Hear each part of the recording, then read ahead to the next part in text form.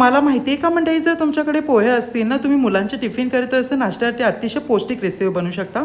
सर्वप्रथम 1 वाटी पोहे स्वच्छ धुवून घेऊन नंतर पोह्यातलं पाणी काढून मिक्सर जारमध्ये ॲड करायचं आहे. 1 वाटी इतकं मोड आली मटकी घेतलेली आहे, मिक्सर जारमध्ये ॲड करायची आहे. लसूण, अद्रक, मिरची, थोडीशी कोथिंबीर गरा वाटून या पद्धतीने एकदम स्मूथ पेस्ट तयार करायचं आहे.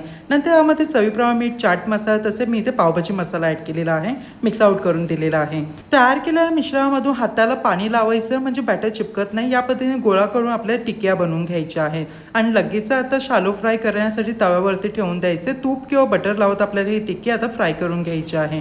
दोन्ही साईडनी टिक्की फ्राय होण्यासाठी साधारणतः 3-3 मिनिटं लागते. लो फ्लेमवरती टिक्की फ्राय करायची आहे म्हणजे टिक्की एकदम कुरकुरीत तयार होते. सो म्हणजे अतिशय सोप्या पद्धतीने पोहा मटकी पॅटीस इथे रेडी झाली आहेत. नक्की ही टिक्की रेसिपी ट्राय करा, तुम्हाला प्रचंड आवडेल. व्हिडिओ आवडला असेल व्हिडिओ लाईक करा, कंजूसी करू नका. आपल्या पेजवरती नवीन असं चॅनल सबस्क्राईब तसे फॉलो करा. चला मंडळी, पुन्हा भेटूया. हर हर महादेव.